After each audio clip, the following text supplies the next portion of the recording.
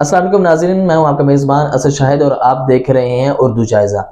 ناظرین، جیسے کہ آپ جانتے ہیں کہ نماز جنت کی کنجی ہے اور دین کا اہم ستون بھی ہے، اور اس کو ہم پہلا ستون بھی کہہ سکتے ہیں۔ نماز ہر 7 سال سے اوپر جو بچے ہیں ان پہ فرض کی گئی ہے۔ آج اسی حوالے سے ہمارے ساتھ بات کرنے کے لیے موجود ہیں علامہ قاری عبد الماجد صاحب۔ ان سے ہم جانتے ہیں کہ نماز کی اہمیت کیا ہے۔ نحمدہ و نصلی علی رسولہ الکریم، اما بعد فاعوذ باللہ من الشیطان الرجیم، بسم اللہ الرحمن الرحیم۔ وَأَقِيمُوا الصَّلَاةَ وَآتُوا الزَّكَاةَ وَارْكَعُوا مَعَ الرَّاكِعِينَ۔ صدق اللہ العظیم۔ قال النبی صلی اللہ علیہ وسلم: الصلاۃ معراج المؤمن۔ رمضان کا مہینہ ہے، ماشاءاللہ آپ نے بہت اچھا سوال کیا ہے۔ رمضان میں نماز مسلمانوں پر فرض ہے۔ اللہ تبارک و تعالی نے ہمیں حکم دیا ہے وَأَقِيمُوا الصَّلَاةَ، اور نماز کو قائم کرو۔ نماز ہر عاقل بالغ مسلمان مرد عورت دونوں پر فرض ہے، اور نماز کسی صورت میں معاف نہیں ہے۔ جو نماز ہم پر فرض کی گئی ہے اس کی دن میں 14 رکعات ہیں، 2 صبح، 4 ظہر، 4 عصر، 3 مغرب اور 4 عشاء، یہ 17 رکعتیں بنتی ہیں۔ یہ 17 رکعات تو ہم پر فرض ہیں، یہ ہم نے پڑھنی ہی پڑھنی ہے، ان کو چھوڑنے والا گناہگار ہوگا۔ اس کے علاوہ جو ہم نماز سے پہلے یا نماز کے بعد پڑھتے ہیں وہ سنتیں ہیں، کچھ سنتیں موقدہ ہیں، کچھ غیر موقدہ ہیں، تو کچھ نوافل ہیں، تو ان کو آپ جتنا پڑھیں گے اتنا زیادہ ثواب ہے، لیکن جو فرض کیے گئے ہیں ان کو آپ نہیں چھوڑ سکتے، وہ آپ نے ہر صورت میں پڑھنے ہیں۔ اس کے علاوہ آپ نے نفل پڑھیں، سنتیں پڑھیں، جتنا زیادہ پڑھیں گے اتنا آپ کو ثواب ہے، لیکن فرض جو ہے وہ 17 رکعتیں ہیں دن میں ٹوٹل۔ اور اس کے علاوہ آپ صلی اللہ علیہ وسلم نے فرمایا کہ لوگوں، الصلاۃ معراج المومن، کہ مومن نماز جو ہے یہ مومن کی معراج ہے۔ آپ صلی اللہ علیہ وآلہ وسلم جب معراج پر گئے، اور معراج پر جب آپ گئے تو واپسی پر اللہ تبارک و تعالی نے آپ کو ایک تحفہ دیا، اور وہ نماز کا تحفہ، اور فرمایا کہ اے میرے محبوب، یہ 50 نمازیں میں نے تمہاری امت پر فرض کر دی ہیں، تم ان کو لے جاؤ، اور جو یہ ادا کرے گا میں اس کو اس کے بدلے جنت میں عطا کروں گا۔ تو جب نیچے آئے تو حضرت موسیٰ علیہ السلام نے پوچھا کتنی نمازیں ملی؟ فرمایا 50۔ آپ نے فرمایا تو یہ تو زیادہ ہیں۔ پھر آپ گئے، پھر آئے گئے، پھر گئے، اسی طرح آتے جاتے رہے، تو آخر میں 5 نمازیں آپ رہ گئی۔ تو اللہ تعالیٰ نے فرمایا کہ اے میرے محبوب، اب یہ آخری مرتبہ آپ کو میں بتا رہا ہوں کہ میں نے آپ کی امت پر 5 نمازوں کو فرض کر دیا ہے، اس سے کم نہیں ہے، اور اس کے علاوہ میں ثواب 50 کا دوں گا، کیونکہ میں نے پہلے 50 کا کہا تھا کہ میں نے فرض کیے ہیں۔ آپ کی امت یہ 5 نمازیں ادا کرے گی، لیکن اس کا ثواب میں اس کو 50 نمازوں کا دوں گا۔ اور فرمایا اس لیے کہ نماز جو ہے یہ مومن کی معراج ہے۔ جب معراج میں رب تعالیٰ کے ساتھ، اللہ تعالیٰ کے ساتھ آپ صلی اللہ علیہ وسلم کی گفتگو ہوئی، بات چیت ہوئی، آپ کا دیدار ہوا، تو آپ نے فرمایا کہ اے اللہ، مجھے تو معراج مل گئی، میری امت کی معراج کیا ہے؟ تو اللہ تبارک و تعالیٰ نے فرمایا کہ اے میرے محبوب، یہ نماز کا تحفہ دے رہا ہوں، یہ آپ کی امت کی معراج ہے۔ جس طرح آپ نے مجھ سے باتیں کی ہیں، یہ نماز جب آپ بندہ پڑھے گا، مومن نماز پڑھے گا، تو یوں سمجھے کہ وہ مجھ سے باتیں کر رہا ہے، اور نماز دراصل ہے ہی معراج، اور اللہ سے باتیں ہیں۔ جب ہم نے کیا کرتے ہیں؟ ہم نے نماز میں ثنا کو رٹ لیا، سورہ فاتحہ کو رٹ لیا، سورتوں کو رٹ لیا، تحیات و درود شریف ربی جانی کو رٹ لیا، لیکن ہمیں اس کا ترجمہ نہیں آتا۔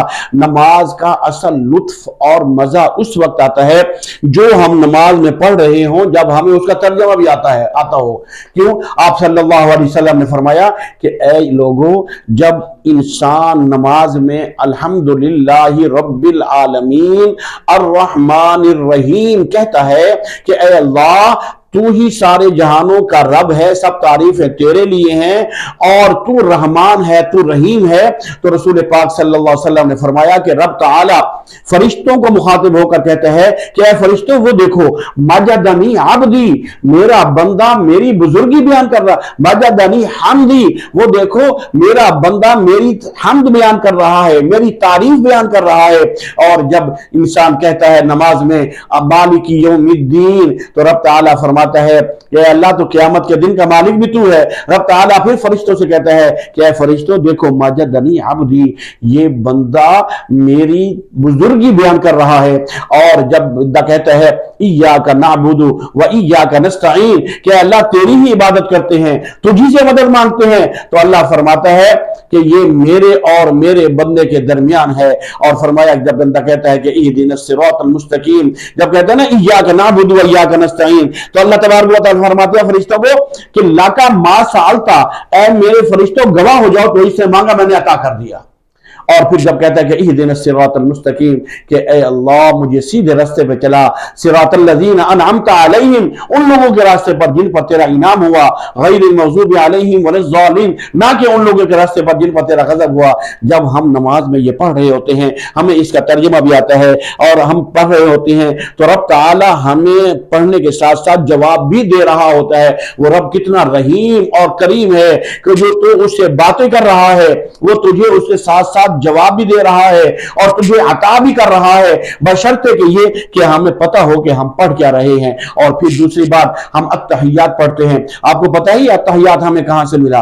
یہ التحیات بھی ہمیں معراج کی رات رسول اللہ صلی اللہ علیہ وسلم اور رب کے ہاں سے ملا۔ جب میرے محبوب صلی اللہ علیہ وسلم معراج کی رات آسمانوں پر پہنچے تو رب تعالیٰ نے فرمایا کہ اے میرے محبوب میرے لیے کیا تحفہ لائے؟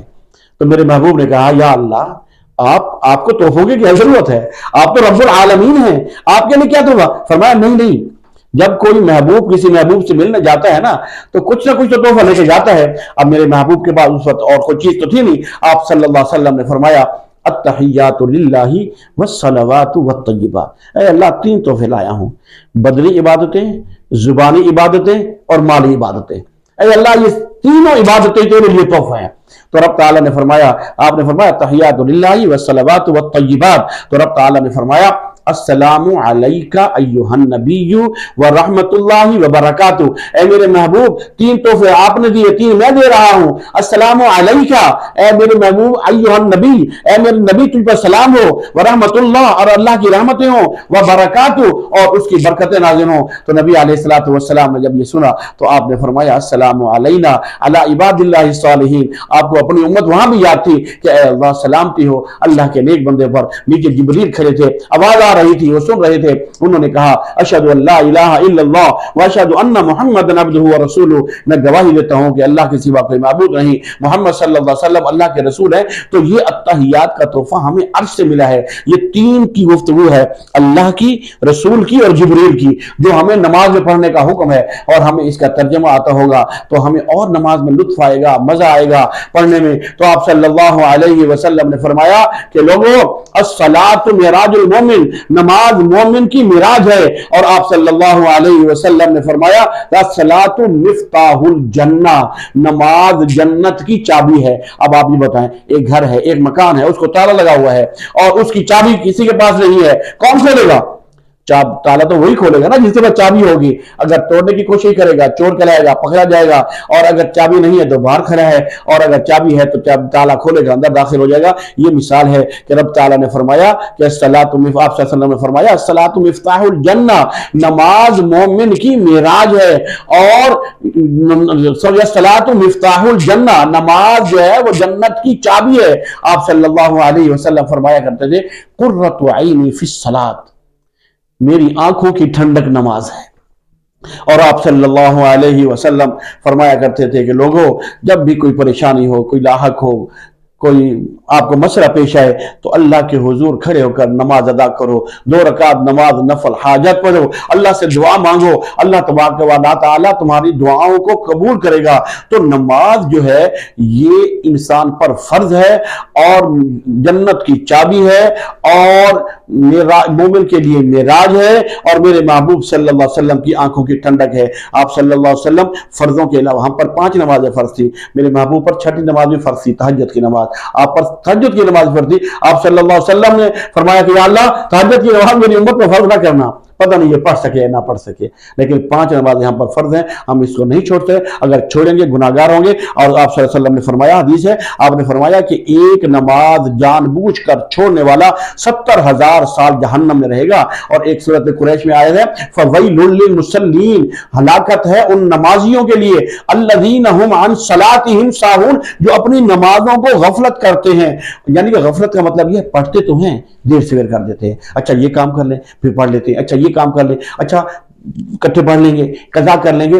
फरमाया हलाकत है उन नमाजियों के लिए जो नमाज में गफलत बरतते हैं, पढ़ते तो हैं और जो सीने से नहीं पढ़ते। आप सोचें कि उसके लिए क्या है। और वैल जहन्नम की एक सबसे खतरनाक वादी का नाम है, तो इसलिए इसमें आया वह फवैल, उस वादी में बेनमाजियों को डाला जाएगा। और जब क़यामत के दिन जन्नत वाले जन्नत में होंगे और मुसलमान जो है जहन्नम में होंगे, और तो जन्नत वाले जहन्नम वाले से पूछेंगे कि तुम्हें किस चीज में जहन्नम में डाला, तो वो कहेंगे मालकुम फी सकर, तुम्हें किस चीज में जहन्नम में डाला, तो वो यही कहेंगे कि हम नमाज नहीं पढ़ते थे, हम नमाज नहीं पढ़ते थे। क़ारी साहब, मेरा ये सवाल है आपसे कि एक आम मुसलमान की जिंदगी में नमाज का क्या किरदार होना चाहिए?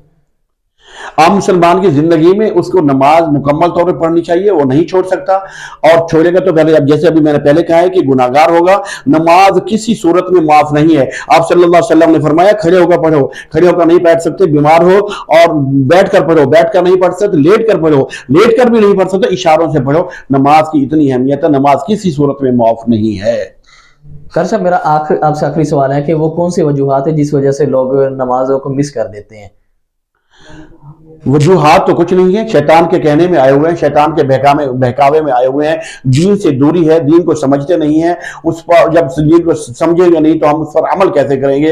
ये दीन से दूरी की तरफ जो है ना, हमें जो हम जा रहे हैं, शैतान के कहने में लगे हुए हैं, वो हमें वरगरा रहा है। मिनल जिन्नति वन्नास, वो जिन्नों में से भी हैं, इंसानों में से हैं, हमारे दिलों में वसवसे डालता है और हमें अच्छाई की से हटाकर बुराई की तरफ ले जाता है। और फिर हम दीन से, मसाजिद से और उलमा से दूर होते जा रहे हैं। जब हम मसाजिद में नहीं जाएंगे, उलमा की महफिल में नहीं बैठेंगे, नेक लोगों की महफिल में नहीं बैठेंगे, तो हमें तरगीब कैसे आएगी? तो हम इसलिए इससे दूर जा रहे हैं। तो इस वजह से हमें चाहिए कि हम उलमा की मस्जिद में बैठें, मसाजिद में जाएं और दीन को सीखें। समझना, दीन को सीखना और समझना भी हम पर फर्ज है। अल इल्मु फरीज़तुन अला कुल्ली मुस्लिमिन व मुस्लिमतुन, हर मुसलमान मर्द औरत पर इल्म हासिल करना फर्ज है। उसमें दीन का इल्म भी है, दुनियावी इल्म भी है, दोनों इल्म है। लेकिन दीन का इल्म पहले इतना इल्म होना चाहिए कि हमें पता होना चाहिए कि हमारे दीन में हमें क्या चीजें हम पर हलाल की गई हैं, क्या हराम की गई हैं, क्या फर्ज की गई हैं, किन चीजों की हम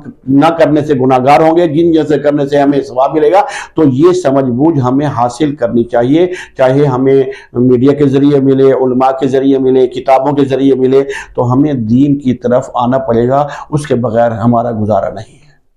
ये तो नाज़रीन, जैसे कि आपने जाना कि नमाज एक ऐसा हमारा दीन का सतून है जो हर मुसलमान पे फर्ज है। किसी भी हालत में आप नमाज को नहीं छोड़ सकते। चाहे आप बीमार हो फिर भी आप नमाज पढ़ सकते हो। उसकी अलग अलग कंडीशंस हैं, आप उस तरह बैठ के या लेट के आप नमाज पढ़ सकते हो, मगर नमाज आप छोड़ नहीं सकते। बहुत शुक्रिया अल्लामा साहब, आपने हमें इतना वक्त दिया। जी बहुत शुक्रिया क़ारी साहब, आपने हमें वक्त दिया। नाज़रीन, इसी हवाले से हम और भी प्रोग्राम आपकी खिदमत में लाते रहेंगे। इसी हवाले से अपने मेज़बान को दीजिए इजाज़त। अल्लाह निगहबान।